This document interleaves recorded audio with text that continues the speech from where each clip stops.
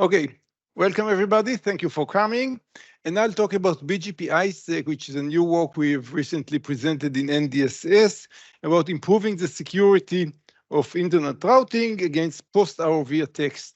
But if you don't know the post-ROV and so on, I will explain in a moment. Don't worry about it, okay? It's joint work with my student, Cameron Morris, and with Bing Wang and Sam Secondo. Okay. So first, just in case some of you may be useful, I'll kind of very briefly talk about BGP security in general. So, and assume everybody knows BGP is the routing protocol between all the autonomous systems in the internet. And BGP sessions do have some protection between two ASs, usually, like IPsec or something like this, to authenticate the communication directly between two ASs. But the entire protocol is not designed originally for security against a rogue AS. So if you have an AS which is intentionally trying to disrupt routing, they may very well be able to do. And one of the simple examples is prefix hijack. So here we look at the network, and here I wrote a small legend of the notation we use in the figures. So in particular, regular ASs that just implement BGP are with this white background, the circles with white background, and you have the double circle to denote the AS that is originating a specific announcement of a specific prefix, specific set of IP addresses. For example, here, this AS number 11 is announcing the prefix 1 to 16. That is all the IP addresses that begin with 1, first byte 1, second to 2, and then the 16 bits, and the rest, the other 16 bits of IPv4 can be different IP addresses within that prefix, okay?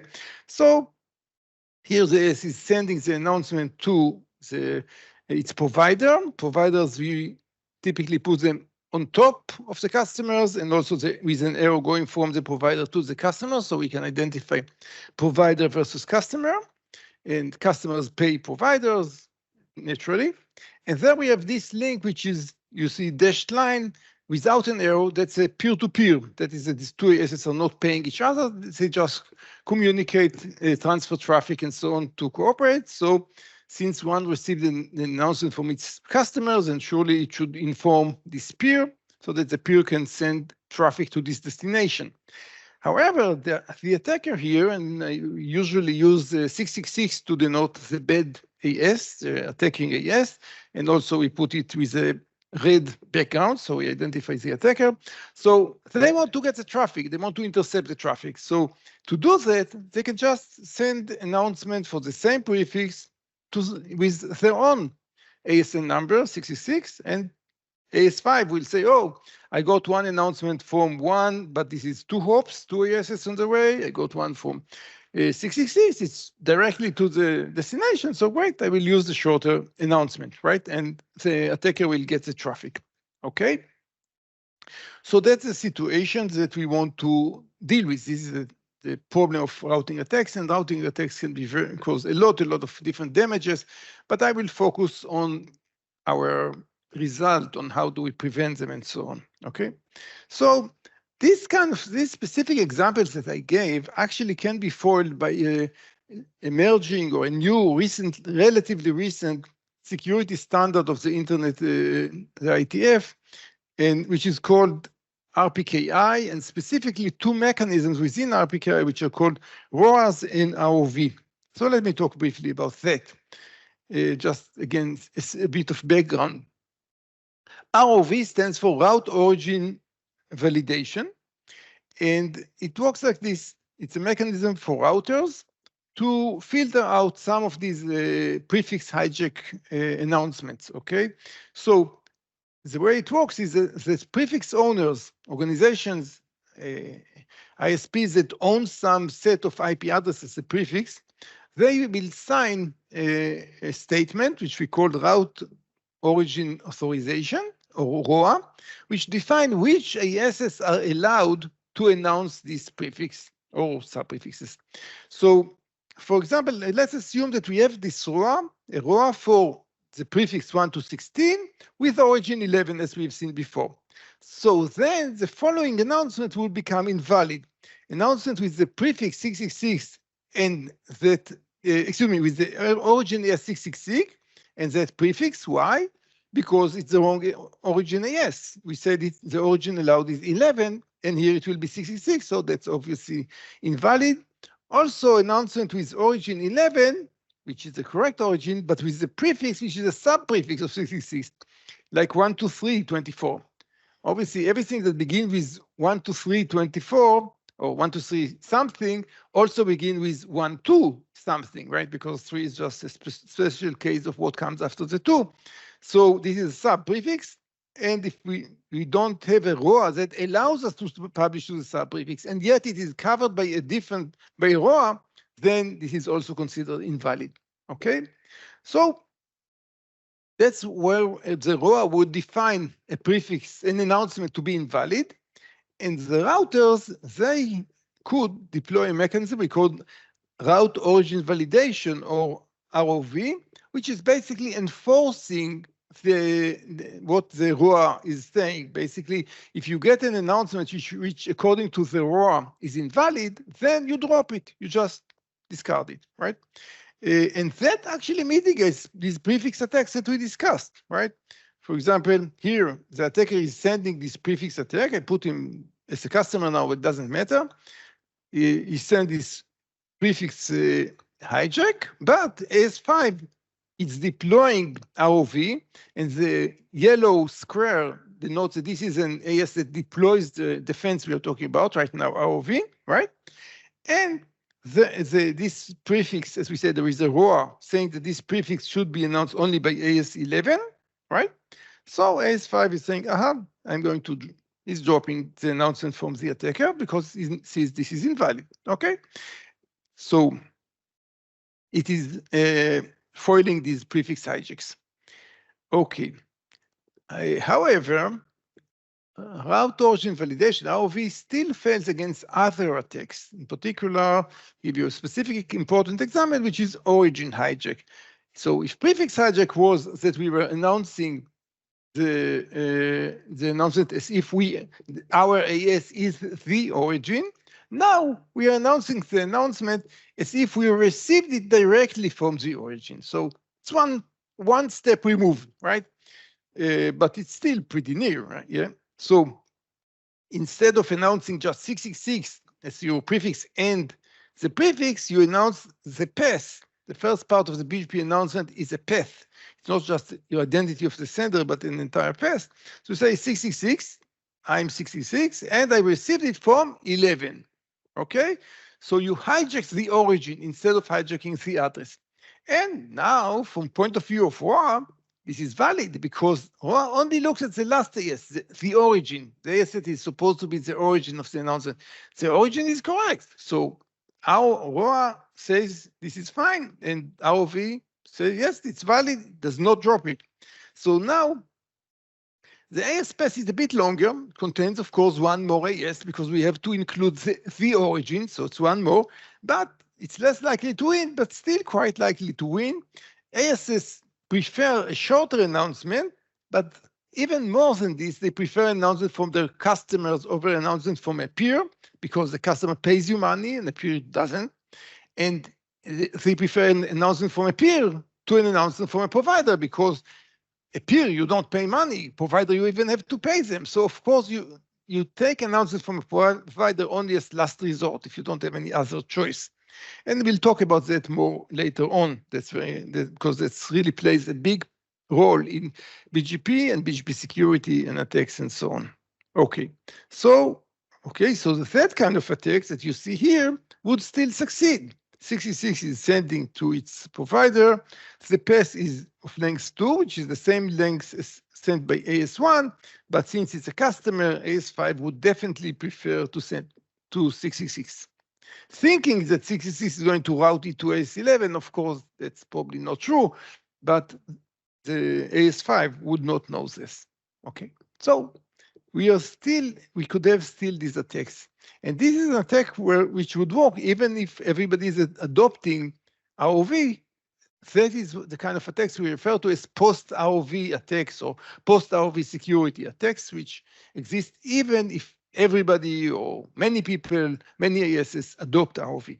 Okay, so as we saw, ROV fails against this origin hijack, right? And therefore the attacker can simply get the traffic in this case. And the space is a bit longer, but but still the attacker is quite likely to get it. Notice that in this quite common and likely case that ROV is adopted but not fully, then the attacker could also do stuff like, oh, I will announce a sub-prefix, a smaller prefix, as well as do an origin hijack to the prefix. So if my announcement reaches an AS which does not adopt ROV, then they will actually send me the traffic because I am sending the sub-prefix. If it reaches an AS which does enforce ROV, then the prefix, the origin hijack will have a good chance to succeed. Okay. So these kind of problems of ROV are well known to the routing internet community, and there have been work on trying to defend also against these attacks after there will be deployment of RPKI, ROAS, and ROV, which is kind of gradually happening. And the main effort standardized by the IETF is called BGPsec, for BGP security. And BGPsec is an effort to prevent all the attacks which are manipulating the path in any way. So in particular, origin hijack, where the attacker has been adding itself as if it received the announcement from the origin, is a very simple form of path manipulation. And BGPsec is attempting to prevent all forms of path manipulation attacks. So how does it work? It uses cryptography, and ASs are signing the announcements that they export. So when they send an announcement, they also sign it and validate signatures on incoming announcements. So in order to allow now, so you see here AS1, for example, is signing the announcement and is signing, we denote the signature sigma, and one arrow to 2 means that this is an announcement that AS1 is sending to AS2. And we actually put this identification of where do we send to whom, to which AS do we send the announcement. We include it within the signed data, include within the announcement. So we add to the announcement in addition to the path. For example, here when 2 is sending to 3, there's the path 2, 1. And since it is sending to 3, we put this arrow to 3. So we know who is the recipient. And that information will be part of what we are signing so that an AS cannot claim to have received it if it was not sent to that AS, right? So every AS is signing announcement that it sends, verifying announcements that it receives. So we have here the verification. AS3 is verifying the signature of both AS1 sending to 2 and of AS2 sending to 3, right? Yes, so these are basically the signatures. Okay, now this seems to foil pre-origin hijack because attacker cannot make a BGPsec valid announcement if he did not receive the path, right? So how could the attacker make a BGPsec valid announcement? Cannot. Or actually do any other path manipulation. The attacker will not be able to produce this announcement properly signed by all the CASs along the path. However, this only seems to foil origin hijacks and other attacks. The reason is that BGPsec ASs downgrade to regular BGP if the neighbor is not adopting. So if you are here, you see AS3 sending to AS4. AS4, as you see by the background, by the white background, is a non-adopting AS. It is just running regular BGP, or maybe ROV, doesn't matter, but not BGPsec. So AS3, when it is sending, it will already strip away all the BGPsec information and sends a regular BGP message to AS4. Therefore, AS4, of course, will send regular BGP message to AS5, right? So we don't, AS5, which is adopting BGPsec, cannot actually do any of the BGPsec validations here. Yes, basically, we have downgraded to regular BGP. Downgrading is a well-known problem in security and many times causes vulnerabilities, and this is not an exception. And indeed, in evaluation of the impact of this defense, it was found that it's very, very small, almost negligible. And that is also, the analysis is assuming that ASS give advantage to fully signed announcement, but the value is, as you will see soon in some of the, I'm showing some graphs, then the value for preventing interception is very, very small. If you do BGPsec, even in pretty full deployment, it is still very, very limited value. Okay, so let's understand why this is happening before we discuss how do we try to address it. Okay, why is BGPsec, why is this downgrade happening? So reason number one is just that BGPsec ASs do not relay the BGPsec information to non-adopting ASs. So information is just not there, so it does not reach other BGPsec ASs. And well, they could have done it, and in a moment I'll discuss how they could have made that the information will not only reach the BGP ASs, but even be transmitted forward, yes? But they, even if they did it, then a rogue AS, an attacking AS, could just strip away the BGPsec information to just downgrade by itself. Let's say that AS4, he would have been an attacker, it could still strip away the information. In particular, BGPsec does not have any registry of adopting ASs, so the recipient will not even know that an AS is adopting if he doesn't see the signature. And also, even if you say, oh, but I couldn't have known who is adopting and who is not, that is true. But BGPsec also does not have any mechanism to allow an adopting AS to downgrade if they cannot, for computational problems or something else, they cannot continue to sign. So there is just no mechanism for them to do it except for just stop signing, right? And these were the reasons, basically, that BGPsec is downgrading so easily to BGP. As a result, we have actually several weaknesses, not all of them result of this. Let me discuss the weaknesses that we have in BGPsec. The first is that secured benefits are simply very limited, only to these islands. That island, I mean a set of, a sequence of BGPsec adopting ASs, only then the signature will persist. So that's very, very limited. Also, the downgrade to non-authenticated to regular BGP is really trivial for on-path attackers, right? And so these are two problems related to what we just discussed, to these two vulnerabilities or weaknesses. Then there are two other weaknesses which are unrelated to other stuff. First, BGPsec protects only the AS path. It does not protect any of the other attributes in the BGP announcement. And BGP announcements have many attributes, and many of them are important for security, and there are known attacks which exploit changes and malfunction or in other attributes. So BGPsec does not actually protect any of them. That's problem number one. And actually, one reason for that problem is that because some attributes could be modified, some attributes should be modified. So it's not so trivial to sign other attributes. How do you write it? If you could just sign all attributes, then your signature will become invalid. So, okay. And then BGPsec also does not protect against route leaks. And this is a big problem, and I'll talk about it, but a bit later on, I'll explain what are these route leaks, and we'll see how BGPsec does not protect against them and what can be done to protect against them. Okay. On top of that, let me mention that BGPsec, because of the signatures and verification and so on, it is a computationally expensive protocol, but not that terrible these days with the computational power improving, but still, a non-trivial overhead. Okay, this work is not about BGPsec, it is about BGP-iSec, which is an improved protocol we designed for improving the security of BGP improved compared to BGPsec. This protocol is basically an improvement of BGPsec, right?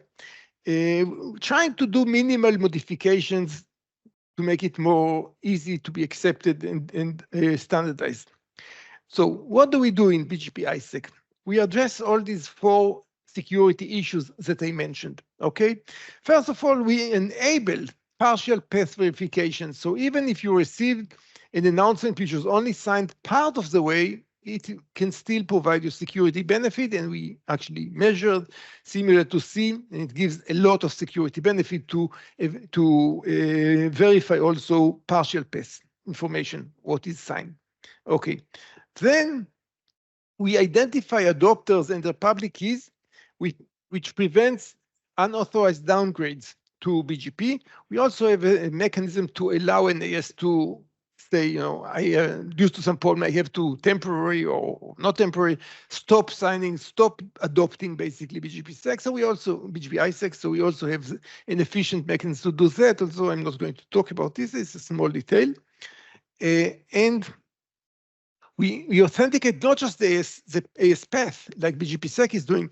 We authenticate all of the BGPsec, all of the attributes that we can, which are, we call them integrity protected attributes because we protect them, or reversible attributes because that's the technical property we need from these attributes, which we will be able to reverse them to the value when they were assigned, when the attributes were assigned, because obviously that is the value that the signer have used in generating the signature. If we will not be able to recover that value, the signature will become invalid. So that's not what we want, right? I mean, the message will become, announcement will become invalid incorrectly. Last, but definitely not least, we also offer effective defenses against route leaks. However, I did not yet describe route leaks, so as I said, we'll talk about them later on. We'll begin with the other parts, right, with the first 3 parts. In this work, we don't try to improve performance. We have, I think, pretty good ideas on how to also improve performance, but we decided that pushing too much will not be a good idea. So we don't, in this work, we don't address performance at all. It's also, it's not clear if performance is really still a problem or not. There are people in this area that are arguing if the BGPsec performance is still a problem for routers or not. Long discussions. I don't want to get into them right now. Okay, so let's focus on what we do. Okay, first, let me show you the impact of our different mechanisms. Okay, you see here the orange line is BGPsec. You see the BGPsec reduces the ability of the attacker to intercept packets, traffic, but not as much as we would hope, right? It reduces it from something like 27% to something about 20%. So that's a reduction, definitely, but that's only in full adoption, we get something like 7% reduction, while as you can see, these different variants of BGP-iSec, most of them actually get to 0. And only the most basic one is giving us something, but it's still giving us about half of what we have from BGP-iSec, so BGPsec. So it's a dramatic improvement in security. Now, so what are these components, this mechanism? The first mechanism, the one I will talk about first, is transitive signatures, which is basically that the signature will be passed on to the destination. That's not something very innovative, I guess, right? But we will use them to protect the path integrity as well as to authenticate signed these reversible or integrity protected attributes that we can recover their value to validate the signature correctly, right? And we will use a new RPK to know who is adopting, who is not adopting. We simply take advantage of RPKI. So RPKI has this repository. It's already available. It's secure, signed and everything. So we can sign, an AS that is adopting can sign, and also the public key of the AS will be authenticated. So we don't actually have this problem. We can also use that as one mechanism to say I stop signing because of some problem. One way to do it will be simply to remove or to change that entry in RPKI, but we also have another way. Anyway, that's not so important. So that's the first part, and I'll talk about first. And you see this is this dotted line right here on the top. So it improves significantly compared to BGPsec, but the three other types improve much, much more.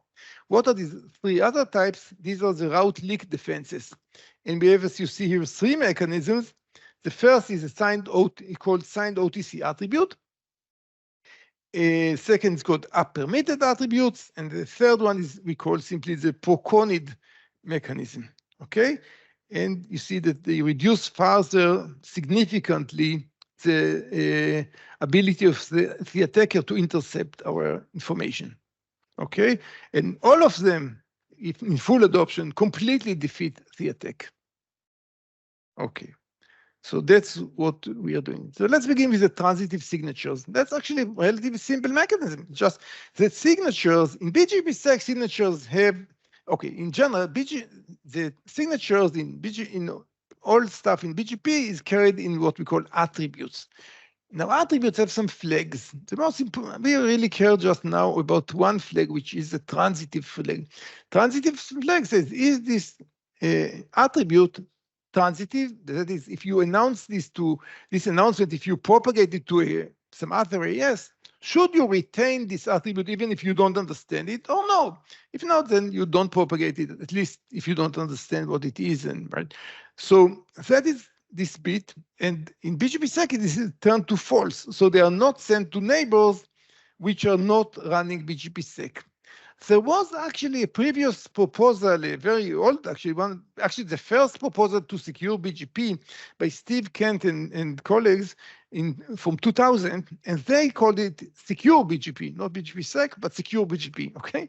And in that proposal, the transitive bit was on, but that was just for the processing by the secure, the ASs which implement the protocol. They specified actually that you still shouldn't send them to non-supporting ASs, okay? BGP-iSec simply turns it on regularly, so they should be propagated to everybody. You should send signatures also to non-adopting ASs. And we've done experiments testing if some ASs maybe don't follow the standard and don't propagate these transitive attributes as they should do according to the standard. So as long as the percentage is small, the results don't get, no terrible harm to our result happens. So these transitive signatures is what allow us to enforce this downgrade prevention and to authenticate subpaths of adopting ASs. So if we receive an announcement with an AS path and some of the ASs in the path are adopting, each one of them should have a signature, and we can verify all of these signatures, and it does give us advantage, this verification. Okay, so here we see exactly what advantage it gives. We compare BGPsec to BGP-iSec just with a transitive signature mechanism, and you see significant improvement. Right, and we list all of the adoption and the public key securely in RPKI, so that prevents malicious downgrade attacks. The partial verification prevents origin hijacks for adopting origins. So the origin hijacks, the attacks, the first post ROV attacks, or the only one that I've shown you, the most basic one, where the attacker just claims to have received the announcement from the origin. That is the most effective attack because the path is very short. But if the origin is adopting BGP-iSec, then it should be signing its announcements, including whom do I send the announcement to. So even if the AS that you send the announcement to is not adopting, you have prevented origin hijack already. Yes, the attacker could now, claim to be a neighbor of that AS, but at least the attacker cannot claim to have received it directly from the origin. So the path becomes even longer now of this attack, which reduces from its effectiveness. So we got significant security benefit, as you can see here. There is some overhead of the signature calculation, signature verification. Now, the overhead is basically the same overhead as you would have with BGPsec, except that BGPsec, many times you don't get the overhead because the signature is stripped along the way. They are stripped because I guess the designer thought that there is no value in sending them and having other ASs evaluate them and spending cycles calculating them. But we actually show that there is significant value in that. Okay, so if you do it, if you plan to do it when your protocol will be fully deployed, you should really do it immediately because it does give significant value immediately. We also protect by this announcement integrity. Yes, I said all kind of different attributes which we can reverse, which are therefore we are integrity protecting them. That includes in particular the OTC attribute, which I already mentioned as one anti-leakage mechanism. So now we finally get to the part of BGP-iSec which deals with route leakage. So let me briefly discuss route leakage. Okay, so first, even before I get to route leakage, I want to briefly refresh here the basic Gao-Rexford routing policy model. Now, BGP routers, in principle, they just need to follow the BGP protocol. However, in practice, they also have there are some decisions that they need to make which are beyond what the BGP protocol is telling them to do, which are, in particular, if you receive an announcement, should you, or receive different announcements, which of them should you use for a given prefix?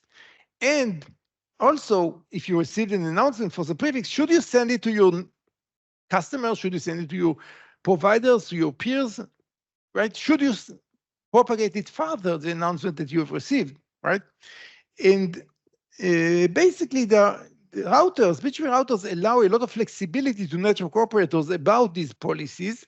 However, the rules, these policies can usually be simplified to the following two basic rules, which seems to be followed quite universally, not fully universally, but quite universally in the internet. So what are these two basic rules? The first is money. The first says prefer announcements where, prefer to make money. If not, at least prefer not to waste money, right? Makes sense. I mean, we should all adopt this policy. So if nothing, you don't get anything about BGP from this lecture, but you get this principle of saving for your personal life. That's a good principle. Always try to make money, and if not, at least not to waste money, right? So that's what the ESS are doing, okay?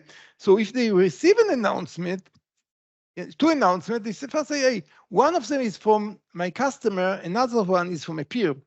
Now, a customer is going to pay me money whenever this announcement will cause traffic to flow to that customer. So I will get money if I will use that announcement, if I propagate it further. So I should better use that announcement, not one from a peer. The peer doesn't pay me. Now, supposing I get an announcement from a prefix only from a peer and a provider, which one should I prefer? Well, I don't even want to see what is in the announcement, anything there. Yes, I don't know. One of them charging me money for I just need to communicate and they are charging me money for it. The other one doesn't. I would better not pay than pay, right? So that's a basic rule. You prefer best announcement from a customer, you get income. Second best is from peers, no cost, and worse is from providers because you pay them, right? So I guess here you pay in euros, but you still pay, right? I should have changed it, I guess, but okay, too late now. Okay, so if we have the same relationship, however, I got two announcements and both of them are from, let's say, from a peer. Two different peers send me announcement for the same prefix. Then which one would I prefer? The basic rule says you prefer the shortest path. Now, if the two rules are matched, so you have two announcements from, let's say, from both of them are from provider and of the same length, then you use some tie-breaking mechanism. Usually in simulations, we just use this smallest AS number. But of course, as I mentioned, real ASs have much more complicated policies. This is just a simplification. And this simplified model is what people pretty much regularly use in the internet, in research on BGP in general, not even just security. Now, what about sending the announcements that you received? Do you send them to your neighbors, right? So if the announcement came from your customers, then you are going to send it to all of your neighbors because you're going to make money whenever somebody is going to send you traffic. So why not?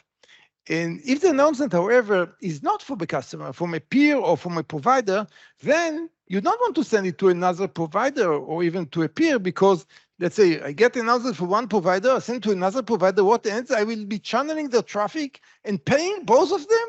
Am I crazy or what? No. So I'm not going to do that, right? So what I'm going to do is I'm going to send it to my customers, only to my customers, right? So because they pay me and hopefully I will charge them. Believe me, I will charge them more than I'm paying the provider, my provider, right? Don't worry, right? Okay, so that's what we do. That's basically the GAO export or valley-free routing. By the way, why it's called valley-free? Let me show you here, for example, a valley. You get from a provider, you send to a provider, you see the valley, right? So that's why you call it valley-free. We don't do that. 4 will not send. And if you see, follow the announcement here, you see 1 is sending to 2 because 2 is it's his own prefix. He wants to send to his provider to get connectivity to internet. 2 got it from a customer, so he's sending both his customer, his peer, and his provider. 3 got it from a peer, so he's sending only to the customer. Same 5 got it from a customer, sending to his other customer. And 2 here sending to a customer, as we said, but 4 received from both of his providers. 4 is not going to send to either 3 or 2 because he will be paying, right? This will be a valley. So he only receives, doesn't send. Okay, what is a route leak? Route leak is exactly not doing what we just said. Route leak means you are sending to somebody, although it doesn't make economical sense. You're getting an announcement from a non-customer, peer or provider, and you're sending to another non-customer, peer or provider. You're not getting any money here. You may even end up paying money, and also not to talk about the operating expenses and so on. Why should you do it, right? Well, sometimes you do it. There are 2 basic reasons to do it. 1 is a mistake. One is an honest mistake, misconfiguration. Actually, they even have, I think in one of the files they actually mentioned it, they even have a nice name to it. Now, I don't know if you have seen network operators. Actually, this is recorded, I guess, right? Is it recorded or not? Okay, so I'll skip the joke. There is a joke. I'll say this joke afterwards to people who are interested and will sign to me, okay, so I'll skip the joke, but maybe you can guess. Some of you will be able to guess the joke, especially if you know some network operator. So the term for this misconfiguration, unintentional misconfiguration, they have this nice term which is called fat fingers. Okay, so right, they typed and they mistyped basically. Okay, that's the common term for this. But the other reason is not a misconfiguration. Misconfiguration, we wouldn't be talking about security, but the other reason is, of course, security or an attack. So you may be doing this route leak because that is the best way for you to get traffic which was not supposed to be received by you, to intercept traffic. And that does definitely happen, especially as all these other security mechanisms like ROV are being deployed. Then attackers may have to move to such attacks. Okay, so leaks can be, as I said, intentional or not. Oh, here I said fat fingers, right? And notice that the leak could be even BGP compliant. Look, 666 is leaking here, announcing that it got from AS2. It's a completely legitimate BGP. From BGP point of view, it's a legitimate processing, except that it violates this valley-free routing principle or policy, right? But otherwise, it's legitimate and it could be signed. If we had BGPsec or BGP-iSec doing the signatures here, 1 will be signing, 2 will be signing, 66 will get it signed. It can even sign it itself if it want to and send it to 3. So, right? So that doesn't, BGPsec will definitely not protect us against that kind of attack, even not the transitive signature mechanism of BGP-iSec. They will not prevent this attack. Right? Okay. So that's basically what I'm saying here. Transitive signatures cannot prevent these BGP compliant leaks, right?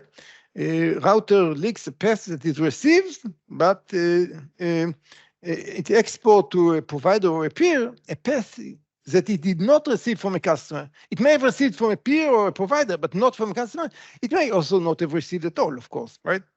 With BGPsec, you can leak origin hijack by downgrading to BGP. So BGPsec actually does not protect us at all against this. You can even do just the origin hijack, because you can downgrade to BGP. You can just say that you receive it directly from the origin. Even with transitive signatures, what we have in BGP-iSec, attacker can still leak the hijack from a non-adopting AS, right? Like this. How do you do this? So here you see we receive a leak from a non-adopting AS, for example, from AS1, so we can leak it, right? So if you receive a leak from non-adopting, you can definitely do it even with BGP-iSec, right? And furthermore, you can even leak it if all the ASs are adopting. If you receive it in a legitimate BGP, you just forward a legitimately signed BGP-iSec message. So you still sign it yourself and you leak it. So even that, and still the leak would succeed, because look at AS5 here. It got two announcements, one from AS1, one from 666. 666, well, we know it's an attacker, but AS5, for some reason, did not listen to my lecture and does not know not to communicate with 666. So they still communicate with 666. And they say, oh, this is the customer. They are paying me. Fine, I prefer. Yes, the path is longer. You see, the path is 666, 111. So that's like 3 hops longer than what I got from AS1. But it's a customer. They are paying me. Of course, it's better, right? So rogue announcement, but it contains valid signatures by adopting ASs. Still, BGP-iSec has defenses, but these are these additional defenses, and we begin with signed OTC, and then we'll discuss app and proconid. This if we make it. How much am I in time? Okay, not so good. We'll see. Hopefully we'll talk or not. If not, you'll need to read the paper. Okay, no, they say, if all else fails, read the manual, right? So if all else fails, read the paper. Okay, so OTC. So I'm not talking here yet about the BGP-iSec mechanism. I'm talking about a different RFC that we are kind of building upon as part of BGP-iSec. That mechanism is called OTC, or only to customer. And it's a very simple mechanism. It says when you export an announcement, BGP announcement to your customer, then you add this OTC attribute, which says, and it is a transitive attribute, it says this announcement should never be sent to peers or providers. It should only be sent to customers. Now, what will happen, for example, here, AS2 is adopting this OTC, sending with an OTC to AS3. AS3 is sending by mistake to AS4. So AS4 says, but AS3 is a good AS, so they just made a mistake. So they do include the attribute because it's a transitive attribute. So AS4 says, oh, this announcement has an only to customer. I receive it from my customer. That means it was sent to me, a provider. I'm going to drop it. That's it. And the not attack, but the leak, this unintentional leak, is foiled. Now, unfortunately, of course, this is not really helping us against, an adoption of OTC it's a pretty recent standard, but we already see in the internet quite a lot of OTC announcements. So we already know that a significant number of ASs actually deploy OTC. At least we didn't do a testing to see how much of them actually filter based on OTC, but definitely a significant number is already doing the OTC marking, okay, saying this should go only to customers. Okay. Now, notice that OTC will not protect against an attacker, because if here we have an attacker, the attacker can just remove this attribute. No, something prevents the attacker from removing the attribute. So OTC is currently only against benign misconfigurations. However, what we can do is to sign it, because we said, actually, I mean, it will kind of automate it, because BGP-iSec is signing all of these attributes which we can recover, which are reversible, and OTC is definitely one of these which we can reverse. So we simply sign the OTC, and now the attack is foiled.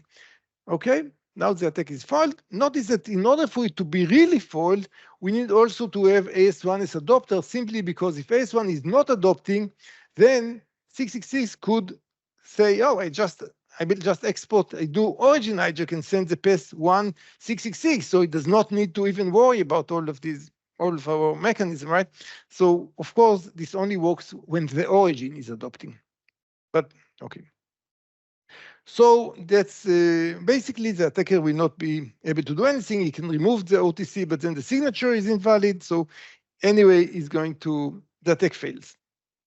And that is actually, as you see, pretty effective. You see, this was the line of only the transitive signatures, and this is the line of BGP-iSec also with this signed OTC, and this is a very significant further improvement in preventing the interception attacks. We have two other defenses, the up attribute and the proconid. Up attribute is a simpler and very cute, I think I like it, mechanism. It is working like this. You add to actually two other attributes. One of them we call up permitted, which stands for up. And the other one is called, actually, both of them are called up permitted attributes. Up meaning we permit this announcement could go to providers, right? That's what means up attributes. And there are two of them, up preimage and up image. So we're using a cryptographic hash function, generating some random preimage, some random X, and then calculating the hash of that X, giving us the image. And one of them is the up preimage, and one of them is the image you see here. So AS1 sends both of them to AS2. AS2 is sending here to a peer and to a customer, which means these announcements should not be sent further to providers or peer, only to customers, right? So is removing the pre-image, okay? Is only keeping the image, the result of the hash, only sending the hash, like he is, not sending X, not the pre-image. So now when AS4 receives it, says, oh, I received the up image, so I know this was supposed to contain also a pre-image if I get it from a customer. So if I get it from a customer that does not contain the pre-image, I'm going to drop it. That's it. Okay. So that's basically similar or kind of dual to the OTC. Instead of signaling when the announcement could only go down, we signal basically by saying this announcement is allowed to go up, right? We remove the signal when the announcement is not allowed to go up anymore. Yes, so that's basically the up attribute mechanism. Yes, right. Since the attacker cannot reverse it, they cannot remove this signature, they cannot add the pre-image back, and of course, if they want to remove the image, then again the signature will become invalid, so they cannot do that. By the way, this is the up pre-image is an example of one attribute that we are not going to sign, because if we would have signed it, you couldn't verify the signature, right? But there's no need to sign it, so we don't. So that's an example of a non-reversible attribute, one we cannot recover, so we don't sign. Okay. So you see that it has actually significant additional impact. For example, here in 50% adoption, we move from something like 13% to something like 8%. So it's like 2/3, a significant further reduction in the ability of the attacker to intercept. One drawback, however, of this is that an eavesdropper, an attacker who can get the content of the announcement, may be able to get the pre-image, even if this announcement was never sent to the attacker, and then they can actually foil this mechanism. So it does have this significant limitation. Our last mechanism in BGP-iSec is called proconid. And that mechanism is a bit more complicated. I don't have much time, but I'll try to describe it quickly. But okay, so what happens here is every adopting AS announces the list of the first adopting AS provider. So it does not need to be a direct provider. So for example, AS1 is listing AS2, but also AS4, but not AS6, because AS6 is not a direct provider, right? It's an indirect adopting, AS6 is not a direct adopting provider. So S4 is also not a direct provider because S3 is in the middle, but is the next adopting provider, right, to AS1. So if you have any path in which you have an adopting provider without anybody else in the middle, you put them into this proconid list, that you put also sign and put in the RPKI like all the others protected information. And now when AS6 receives an announcement from AS1, it looks at the AS path of that announcement. And it looks and see which POCONI or which adopting ASs are in the AS path. Okay, so AS1, of course, is in the path and it's adopting. So it looks, do we have any other adopting ASs in the path? And it looks to see that it would have also the next adopting AS from AS1, from the list of AS1. So in particular, the correct path it should receive, of course, is 1, 3, 4, and 6, which contains this additional AS, which is in the list. And then it looks, oh, and this other AS, does it contain the next one? In this case, the next one is 6, so yes. So everything's okay. Everybody is contained in the list. But what about if the attacker is trying to leak from here? Well, 666 is not in the list of 1 because it's not an adopting AS in the provider con in one of the provider or providers of providers. So it will not be in the list of AS1. Therefore, when 666 is sending that announcement, it will become invalid and AS6 will drop it. So we have detected this leak basically, okay? Right? It will drop the path 631, this path that I just talked about. Now, the attacker could do something like if it gets, it says, oh, AS5 is not adopting. So I could claim that I'm a provider of AS5. I could claim, so I could send this path 666, 5, 4, 3, 1. So here we have 4 in the path and it looks okay. However, and the 6, of course, is in the POCONI list of AS4 because it is a provider, so it would be accepted, right? But this path is very long, so it would still not be, the attack will still be ineffective, okay? I mean, AS6 would prefer the shortest legitimate path instead of this long one. So the attack still failed, okay? So POCONI does give us a further improvement in the defense against traffic interception. As you see, this green line at the bottom, right? And this is very, very significant improvement, definitely compared to BGPsec, right? Okay, but even compared to the other versions of BGP-iSec, this is a major improvement in further improvement in security. There is, however, some administrative overhead in maintaining updating and maintaining this list of adopting ASs.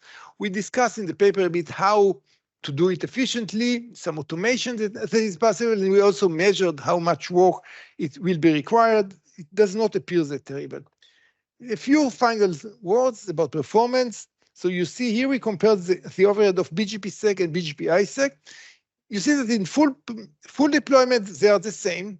In partial deployment, BGPsec is lower overhead, but that is basically because so many signatures will be removed, will not be verified. So it's, I mean, but that's really the difference between the two mechanisms, just that we verify more signatures, okay? So, so performance seems reasonable, also compared to BGPsec. Also, surely that is one of the concerns of some people with BGPsec. So definitely is potential room to explore also efficiency improvements. We in the paper we also show some security analysis. Basically, it shows that under certain assumptions that we identified, BGPsec ensures that first of all there will be no false positive, will not drop legitimate announcements. We prevent all the visible route leaks, but you need to see the paper to see what do we mean by visible route leaks, of course. We ensure announcement integrity at full deployment. And however, all of this analysis is not completely formal. It's a bit hand-wavy. It's a bit what we call arguments, not a rigorous proof. We expect this to be provable using frameworks that we've been developing for security, that I mentioned also in this other presentation I've done here, but we definitely did not yet do this. So yeah. So to conclude, we presented BGP-iSec, which is a set of modifications and extension to the BGPsec protocol, which provides prevention of path and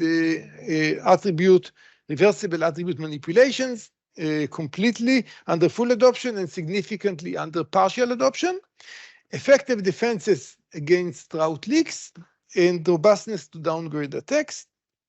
And there is a lot of future work as usual to do. There's the performance that I mentioned.